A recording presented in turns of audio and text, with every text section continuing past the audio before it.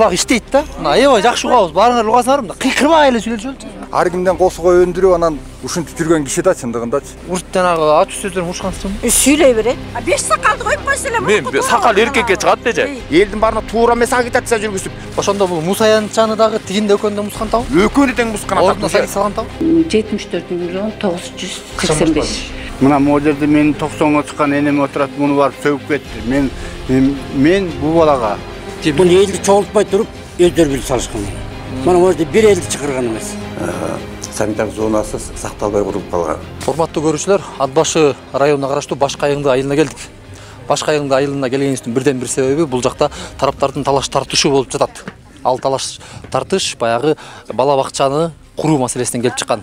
Бирок бала бакчаны куруудагы жердин орду чоң талаш жаратып жатат. Кандай жер десеңиздер, ал жөн жер эмес. Ал жерде азыркы күндө ветклиника жайгашып турат. 2016-2018 жылдар аралыгында 1 миллион 300 миң сомдун тегерегинде акча каражатына салынган ветклиника болуп эсептелет. Бирок бул жактагы жергиликтүү тургундар, айыл өкмөт, жана дагы жергиликтүү кеңештин депутаттары бардыгы биригип айыл ичине андай ветклиника салуу жана дагы аны бул жакта кармоо өтө зыяндуу экендигин айтып жүйө келтирип, анын ордунан көрүкчө бала бакчаны 74 миллиондук сомдук бала бакчаны куруу боюнча өздөрүнүн сунуштарын берген экен. Бирок буга дагы ошол эле айыл тургундарынын ичинен каршы тараптар да бар. Эмнеге дегенде бүтүн нерсени бүлдүрүп не кереги бар, башка жерге деле салса болот деген дагы талаптар айтылган. Урматтуу көрүүчүлөр, Абдулбек мырзага келдик. Абдулбек мырза өзүнүн баягы талабын талашып аткандыгын, бул жактагы ветклиниканын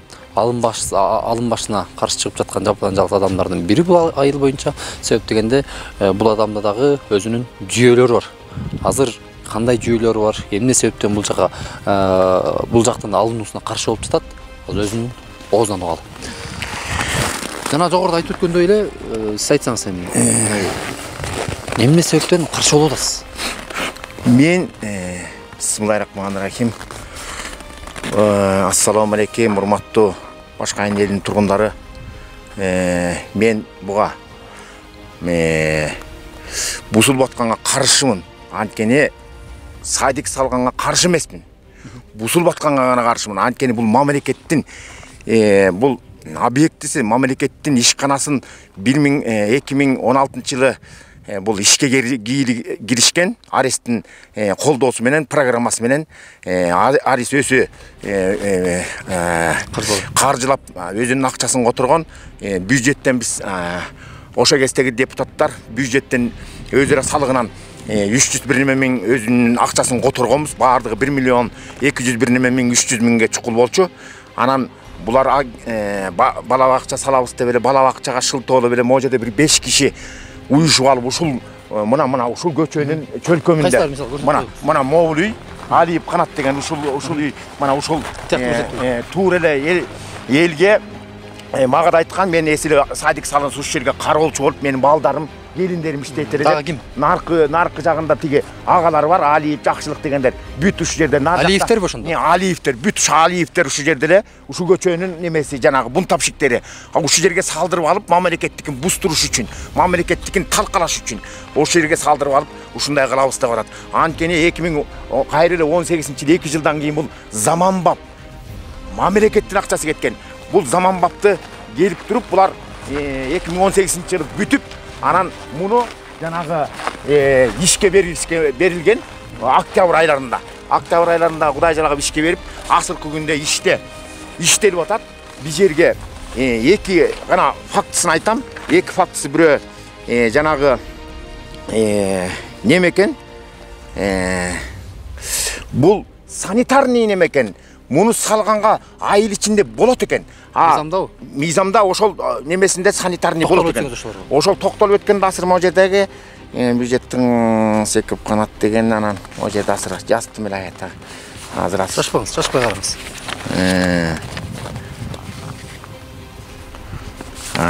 Туура дептермен. Мунун баягы салуунусуначы эмне десеңиз? Гос архитектура госстройлор ошол убагында макул болду эле. Апусы кандай болду?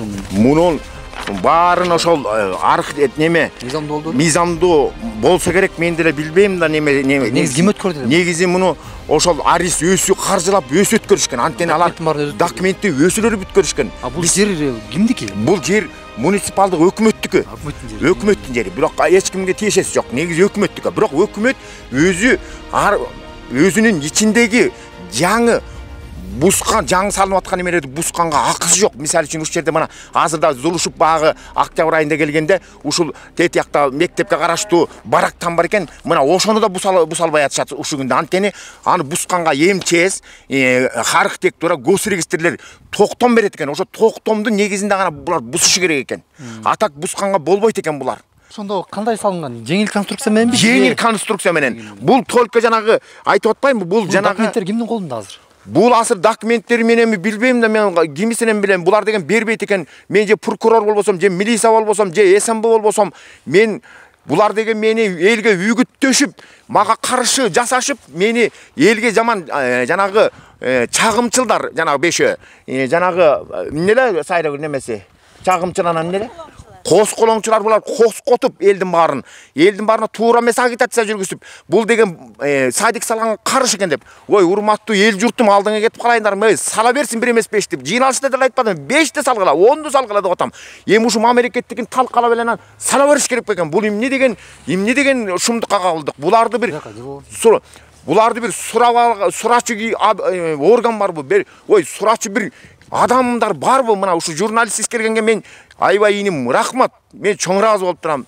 Анткени ушуну калыстыгы менен чечип, мыйзамдуу түрүндө чечсеңиз аябай жакшы болот эле. Биз эчтегесе мындайда чече албайбыз. Биз болгону мындайда сизден айткан көйгөйүңүздү, анан элдин айтканын, анан тийиштүү органдардын айткандарын бардыгын чогултуп жалпы көрөрмандарга алып чыгабыз. Жалпы көрөрмандардын арасында дагы укук коргоо органдары, тийиштүү органдардын бардыгы бар. Алар көрүп сөзсүз түрдө реакция кылат деген үмүттөбүз. Анан эми мына могуну көрсөтүп койсоңуздар, мына могу деген жаштардын мусаянчасы, бул деген заманбап салынган. Мына өтүнүчтөр карап көрүңүздөр. Кое туруңуз. Мындайда суроочу. Ошондо бул мусаянчаны дагы тигинде өкөндө мускан табы? Өкөнү тең мускан атат. Ордуна садик салган табы? Өкөнүн ордуна садик салган атат. Кайра биякта мына парк бар, аны да бускан атышат, тиги жердеги паркты дагы. Бул бускан атат деген маалымат каяктан сизде?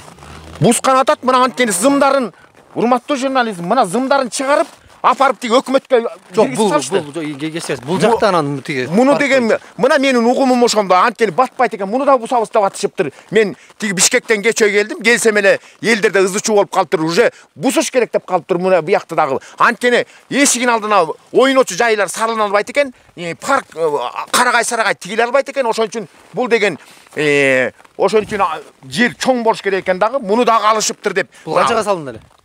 Муну биле албайт экенмин мен, муну канчага салынганын. Бирок муну да каржылаганбыз убактыгында, ошол мурдагы өкмөттөр. Түшүнүктүү. Мен атым Төрөбаев Болотбек Жоробекович. Мен ушул айылдын тургунумун.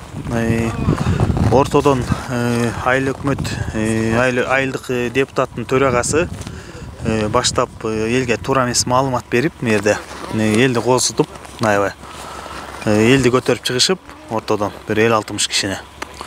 Анан эл-60 кишини көтөрүп чыгып, неме кылып атышат да.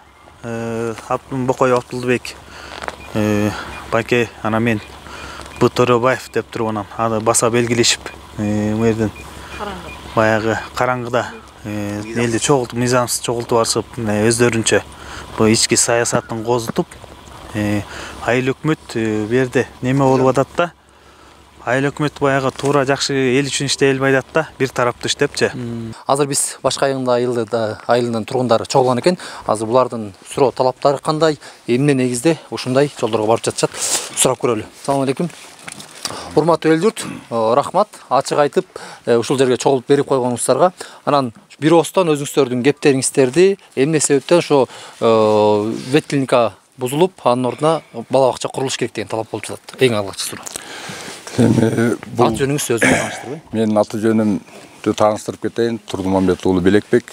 Мен өзүм айылдан курултайга шайланып барган делегат катары айылдын көйгөйүн айтайын деп ушул жерде туруп атам. Эми бул жерде баягы жекелеп клиника маселеси эмес. Бул жерде бир кишинин да кызыкчылыгы, анын артындагы топтор да болуп атат. Бул жерде айтылып келгенде жогору жакта органдын бүт структураларынын кишилери келип кеткен. СМБ тараптан, прокуратура тараптан ушул көйгөйүңүздөрдү ушул арыздануу, даттануу боюнча баардык маселенин баарын чечип беребиз. Бул маселенин баары чечилген, долбоорлор өткөн, эртеңки күнү сайдык курулат.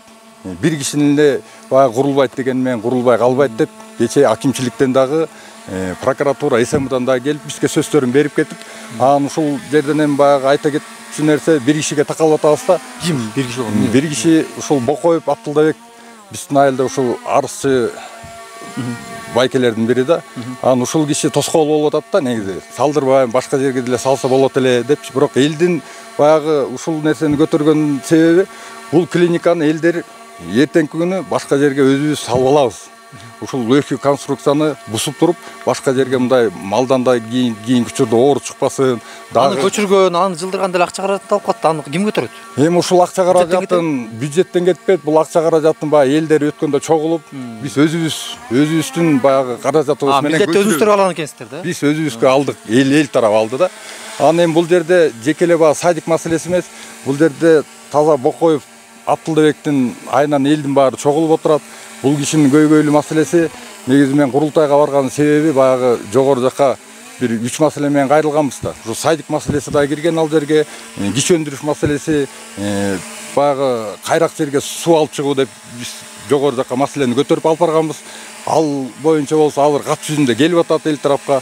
Жогору жак баягы мындайча айтканда биздин көйгөйдү угуп, ушу кат жүзүндө аткарып беребиз деп сайдык маселесин чечилди буюрса. Буюрса сайдык маселеси чечилди. Андан тышкары дагы жанакы эки көйгөйлүү маселе бар. Ошонун артынан иштейли деп баягы жергиликтүү бийлик өкмөтү менен чогуу чаран иштеп жүрөбүз. Иштеп жүргөнүбүздүн ичинен бир күнү мен да ушул жумуш боюнча өзүм аткаруу баягы атайын эл шайлап ишенгенден кийин мен ушул көйгөйлөрдү жогору жактан бир долбоорлор боюнча иштейли деп баягы айыл өкмөткө келип калып жүрөм да өзүмчү. Анан эми бул Бокоев Абдылдабек айыл өкмөттү мага кошуп, айыл өкмөттүн аппаратын кошуп арыз даттануу менен кайрылат жогору жака, прокуратурага кайрылат. Прокуратурага кайрылган себеби бул жерде мындай болуп атат да.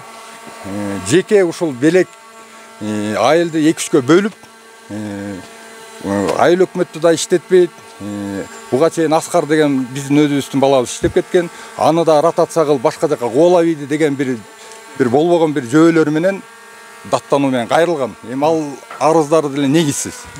Ушул баягы 2017-тен баштап бул киши өзү депутат, төрага болуп да иштеп келген. Азыркы учурда төрагалык милдетинен дагы баягы кийинки депутатка өтпөй калганда, же ошонун ызасыбы, же курултайга барганын ызасыбы, же эмнесинен билбейм. Болгон арыз менен кайрылып мындай тоскоолдук берип келип атат да. Ошондо мен сиздердин айтыңыздарда да бул эми баягы бала бакча деле, ветклиника деле жүйө эмес, жеке тирешүүлөр ошондо. Эми мындайча айтсак, эми аны баягы териштирүү органдары териштирет болуш керек да. Бул бирок элдердин баары чыккан себеби эми бул ушундай маселелер болбосун. Бул сиздин сөзүңүз. Эл эмне дейт болду экен? Ким? Өзүңүз таныштырып. Жекеле бала бакча эмес. Өзүңүз таныштырып коюңузчу. Менин атым Үсөнкадыр Мураталиев. Бул жекеле бала бакча эмес. Мына могу жерде элдер турат, элдер айтсын. Жалпы жону жаманга да, жакшыга да арыз жасат, көрүнгөнгө тийишет. Мына могу жерде менин 90-го чыккан энем отурат, муну барып сөгүп кетти. Мен бул балага ошон үчүн мыйзам чегинде жооп берсин. Энем чөккөн үчүн 90-го чыккан. Барып энемден интервью алып келиңиз, машинада отурат. Эгер мага сенбесеңиз, өзүнүн оосунан угуп көрсөңүз барып. Маңдай теске кошунабыз. Каттайбыз. Анан кошуналыкта бул бала карагайчы. Менин балам мал багат. Анан түн ичинде балам келип кетти, анан эле тигилмас. Бир жерге ялса кытайды. Оосунан кагып көтүнөн чыгарам, көтүнөн кагып оосунан чыгарам деп сөгүп сагып атат. Окуй теңелбейин деп, дарбасан ийейин деп кетип барсам, энеңди гана шыйрагын сыйчапсам бушуну деди. Он чыкканым да жок, кеп да калган жокмун. Дарбасан илдим дагы. Үйгө кирип кеттим. Ал эми муну башында курдуруп атканда элечи, мисалы 2016-2018 жылдар аралыгында эле ушул нерсени айтса болот беле? Буну элди чогултпай туруп өздөрү билип салышкан муну. Мына может бир элди чакырган эмес.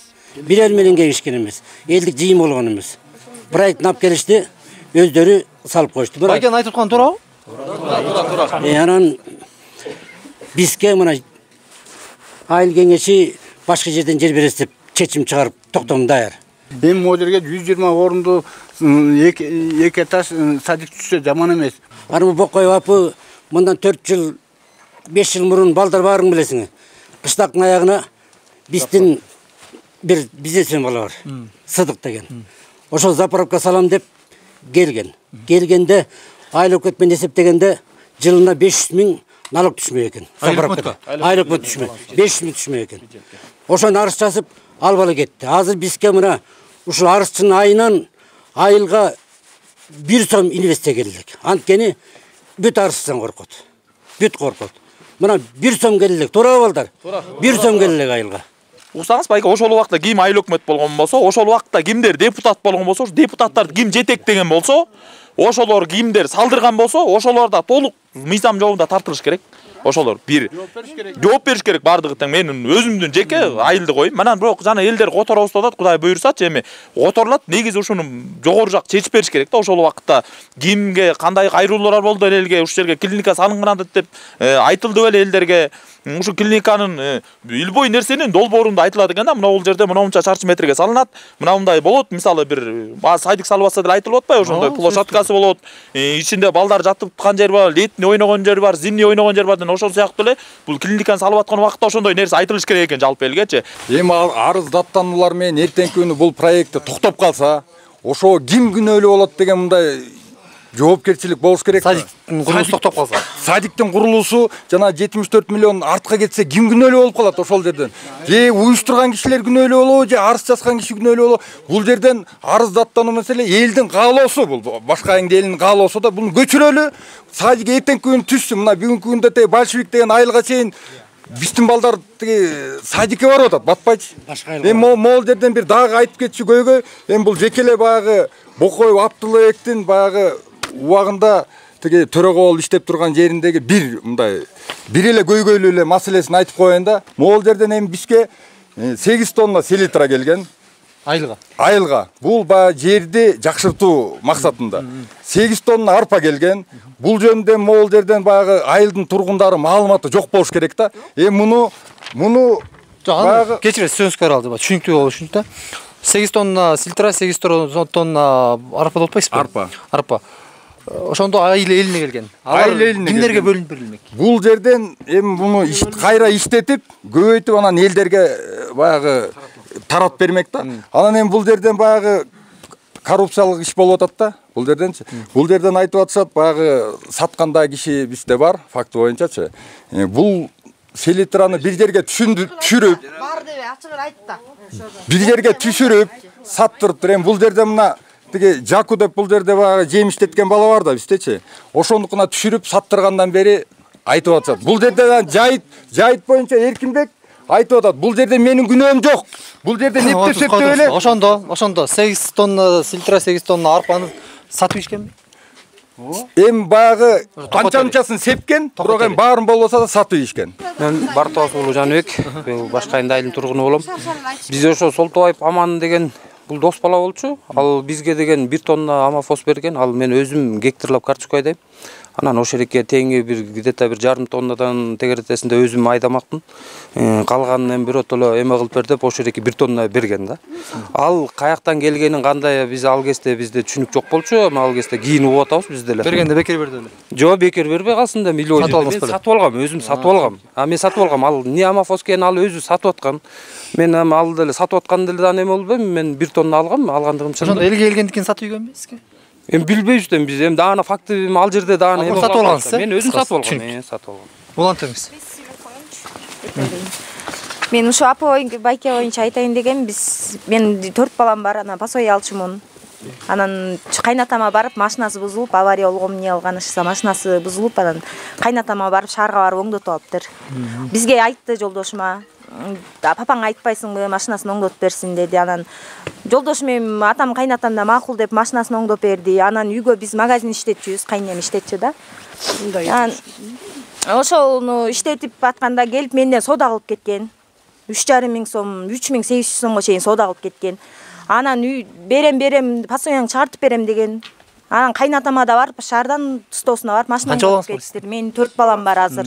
Мыйзамдуу түрдө кайрылдыңар белет, соцзащитага?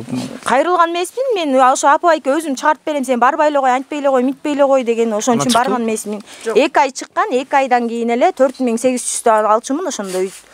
Ошол 4800дөн 2 ай алдым, андай боюнча эле чыкпай калды. Бул качан болду эле? 3-4 жыл болуп калды. Андан кийин үйүнө бардык. Азыр июнда токтойт деп атат, эптеп чыгарттыргам. Анан июнда токтойт деп атат. Паспортун суроо. Андан үйүнө бардыңыз, Үйүнө бардык, жолдошум экөөбүз. Жок дегенде анда макул ал машинанын оңдогун бербей эле коюңуз. Жок дегенде бизде менден соода кылып кеткен, мен өз колум менен соода кылгам да. Ошол акчаны бериңиз десем, күйөөмө асылып, жуулунуп, пичак неметип үйүнө бардык. Башыңды жарып алып турбасың. Сен азыр башыңды жараман, сен менин ден соолумду сурабайсың деп. Биринчи жакшынакай эле жолдошум салам алейкум деп учурашты. Ошончо сен менин ден соолумду баягы карызды берип койсоңуз болом, анды чыркыратпай. Канча болдум, бул аялымды да урушуп атат, эмне бересиң деп урушуп атат деп ошентип неметсе эле сен учурашпайсың, анан менин ден соолумду сурабайсың деп күйөөм экөөбүз да ошол жерден аябай неметип күйөөмө да жуулунуп өлө ошентти да, жакалап өлөчү. Ошо менен тема жабылды. Жок, жабылбай эле анан жолдошума баса үйгө кетели деп анан ошо боюнча коркуп кеттик, анан ал кишинен эми кандай неметти. Апа айке бизге бул немеге айылга пайдасын тийгизбесе, зыянын тийгизбей эле койсо дейм да менчи. Арыздарды эми туура эмес жакка жазбай, туура жакка жазсын, жазбасын дебейм. Жазсын, бирок мындай мигрантты немелер тартып келиш керек дейм. Инвестиция тартып келиш керек болуп атат. Могу айылга жакшы жактарын алып келсе жакшы эле болмок негизи. Жанан эми бу жерде кеңештин депутаттарына да арыз жазган өткөндө. Жиндилер деп жазылды да ошол жердечи. Мен ошого аябай ардандым. Жиндилер деген сөз аябай уят да, аябай уят. Мен ошол арызды окуганда мына буяктан атайын мына бул төраганын эмесинен замынан барып ошол арызды окуйын дедим да. Жөнүнө калп айтып атасыңар десем, жок эже мына окуңуз деди. Жиндилер деген жазуу бар экен. Жиндилер деген. Биз жинди болсок өткөн неге бизди ушу кеңешке депутат кылып шайлады экен элдер. Мен ошого таң калам да. Эми бул жерден баягы садик эле токтолуп атпайбызбы? Эми бул жерде ушул киши аябай арыз менен элдин баарын тазартып, коркутуп, үркүтүп, сени кестирем, сени тияка чейин алып барам. Мына роуда мисалы үчүн систем корреспонденттен пайдаланып айтып калайын. Мына сот жакка деле барып терчилсеңиз болот. Негизи ал жерде баягы көп эле арыздаттануулардын эмеси бирөөнү сөгүп койду, бирөөнү тигинтип койду деп эле ар кимден косуго өндүрүп анан ушинтип жүргөн киши да чындыгындачы. Мисалы үчүн бул жерде ветклиникка турат, бул жалпы эл көтөрүлүп атат. Эми көчүрөбүз. Мен мисалы үчүн келем, мен өзүм техникам бар, келип мен туруп берейин деп атам ушул жергечи. Көчүрүп тияка кетирели деп атам. Садик түшсүн. Мыякта садик жок, аз бул жердечи. Өзүңүз таанышсыңыз? Мен ушу Башкайын айылынын тургуну Осмонова Сайрагүл Мампетаконанамын. Мен бул жерде элдин эме сүйлөгөндөрү боюнча мисалы үчүн ар ким ар кандай даярдап келгени билинип атат да. Мисалы үчүн могу жерде Толкун деген эже келин экөө сүйлөдү, ал экөөнүн мен угумумда ар кимдин сөздөрү бар. Экөө келин кайнене болуп чай ичпей тытышат, урушат деген угуп эле жүрөм. Анан Пасовия деп бул жерде Пасовия чектегидей Бакоев бул жерде соцпомоштун начальниги эмес, же ээлеп алган эмес. А бул жерде Айшек деген апабыз турат. Биз 20 жылдан бери үйүнө катышып кирбейбиз. Былтыр бир кысым тиги кудалар келип атканда жөргөлөп менин жанына барыптыр. Дарбасан күйөөм алып кирип жакшынакай жол салып кыздар, мен даже жүзүн да карабайм, мен ушундай көңүлүм калып калган да.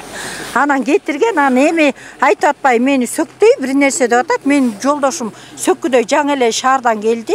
Бу киши жөргөлөп ишке дарбасага басмак түгүл көтөрүп кирип көтөрүп чыкканын көрүп калам. Мындай чыкканда жөн эле мындай кароолоо деген болбойт да. 5 кишини чогултуп алып эле анан минтип коюп, тигинтип алып. Ал тиги өткөндө Фейсбукка чыкканда бул баласын айласын кылды. Ушул жерде каным кайнап атат. Өлтүрөм тим эле жайлап салам, атып салам деген сөздөрү турат Фейсбукта. Аны мен чыгардым караңгыда кечинде. Ана мындай угуп талдоо болуш керек. Анан сакалдуу киши билбейм, аны ушунчалыкка кеткен билбейм, көрү кандай билбейм, кандай батат, жаны кандай чыгар мен айта албайм. Ушундай кара жаным кашайып атат да, ушундай калп айтып атканначы, мындай калп ушундай калп айтып атат да. Анан бул бала да айтып атпайбы, аялым боюна мен бул аялым бир эле баласы бар экен угам, бул да даярдоо келди, мына турбай бу жерде.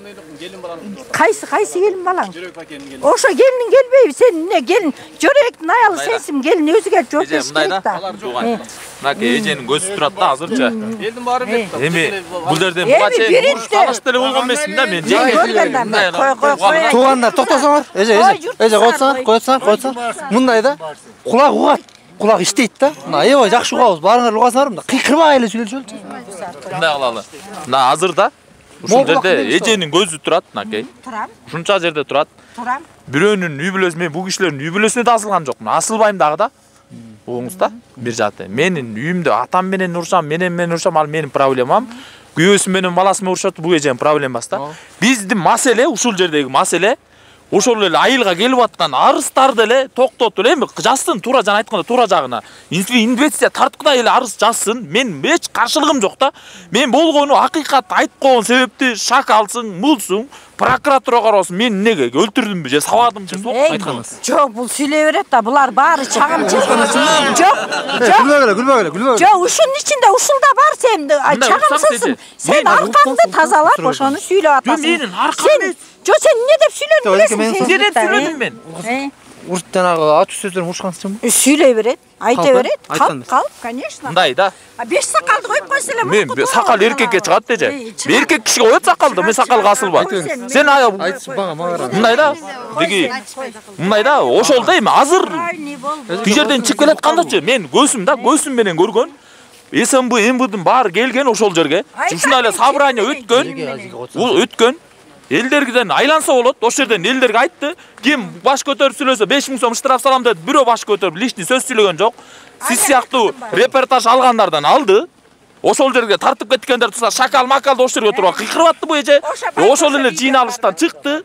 Сыртка чыккандан кийин биз элдер сүйлөдүк. Мынакей эженин көзү турат. Мен чыгып келсем сени менен прокуратура турам. Көзүң чукку, мен көзүм чуккуда эмне бирөөнү өлтүрүп турмунбу? Же үй бүлөсү тууралуу жамандап тур. Мен болгону акыйкатты айтып атам. Ушул арыз деген нерселердин баарын жоюңуз, туура жазыңыз. Түшүнүктүү болду. Бүтүн турган оокатты бүлдүргөн кайсы мыйзамда бар экен деген дагы суроо бул жерде бар сөзсүз түрдө. Ал эми жанагы эл айтып атканы боюнча алып карай турган болсок, айыл өкмөт бул боюнча макулбу? Эгерде макул боло турган болсо, кайсы мыйзам негиздеринде? Ушулардын баарына суроо берип көрөлү. Assalamu alaikum. Assalamu alaikum. Ехта? Айыл өкмөт.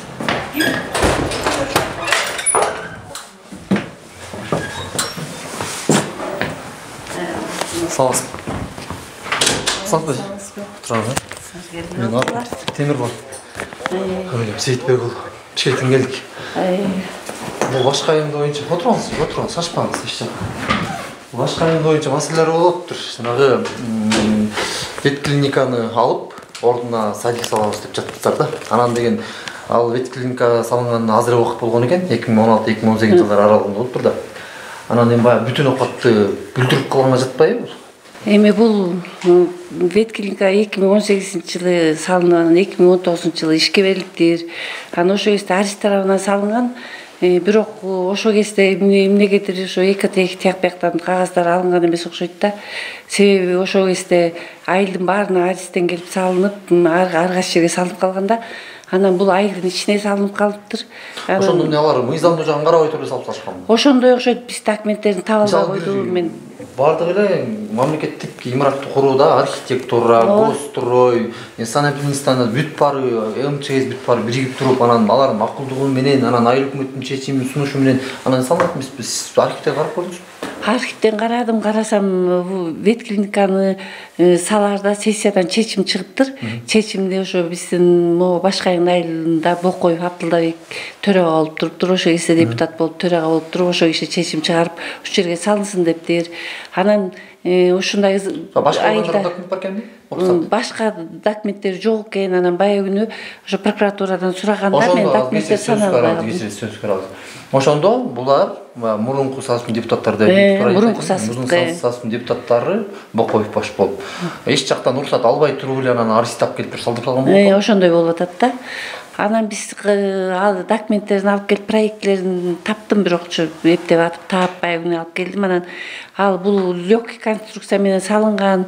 А жерде азыр барып деле көрсөңүздөр болот. А жерде бүтү мындай эмелердин баары, тосмолордун баары жанагы ограждение менен тосулган. Анан контор бар, бирок конторун деле жылдырып койсо болот. Эмеден жанагы контейнерден салынган. Жеңил конструкцияда. Анан бул биз 1 миллион 300 300 миңге салынган ветклиника экен. Ана кайрана бул жерде бала бакча көйгөй бар экен. Бала бакча бул жерде 50 орундук эле бала бакча бар экен. Кичинекей мен келгенде көрдүм. Барып көрдүк. Анан 2020-жылы президентибиз келип 2020 келген. 21 келди президентибиз Садыр Нуркожоевич келип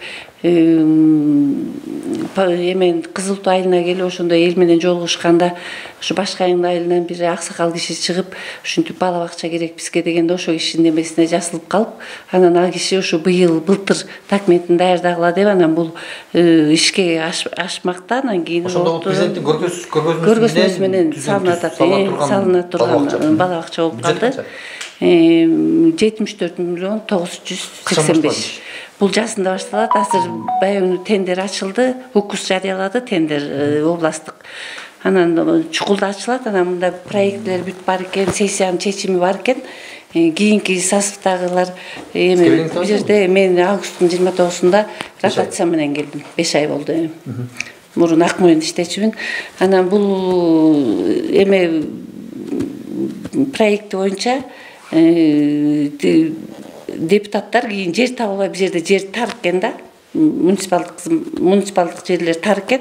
Анан жер жок болгон үчүн анан кийин ушуну жылдыралы деп анан сессиянын чечими чыгыптыр. Анан жер жокпу, э? Жер жок бул жерде, жер тар экен аябай. Ошон үчүн анан муну алыш керек болуп калды да. Анын үстүнө деген бул жерден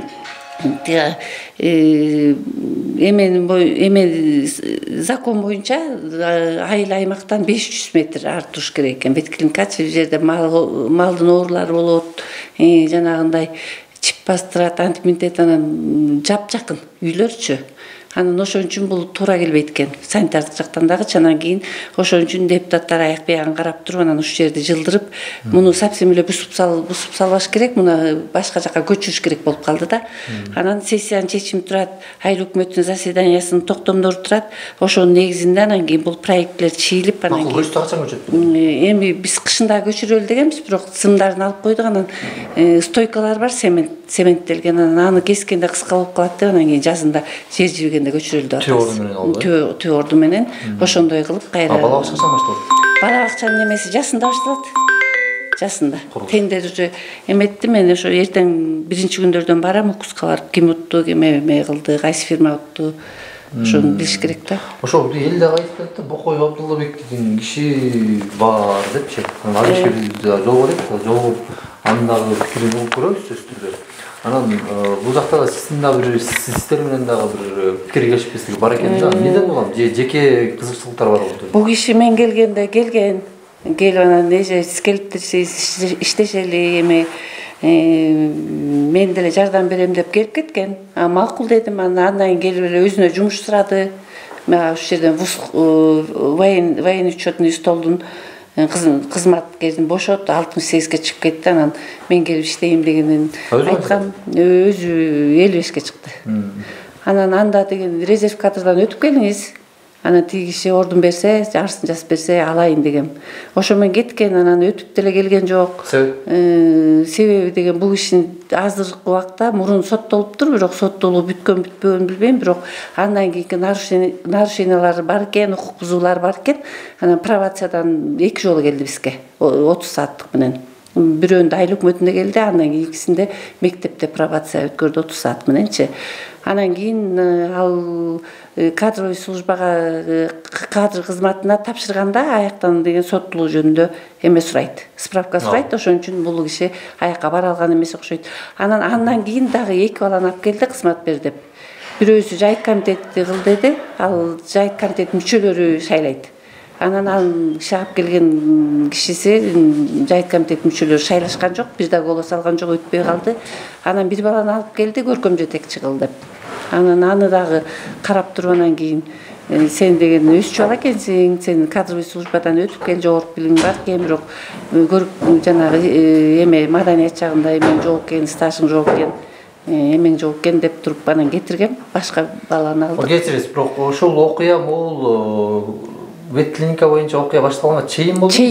Чейин болгон. Ошондо өкүнүп байланыштырасыз. Анан ошондой болду. Болгондон кийин эле анан кийин кеткенден кийин анан эле бияк ветклиниканы бусуп атасың, сен бүтүн эмени бүлдүрүп атасың деп эле мага кирип ошол жерден кыйкырып ушинтип кетти. Анан кийин кыйкырып кандай болду? Эми мен деген сенин үстүңөн арыз жазам, сени бошоттурам ояктан. Тагырага алып келген кадрлар жумушка албай койгон үчүн ушундай кылды. Ошон үчүн ушундай кылды да. Анан муну өзү прекрасно билет булчу.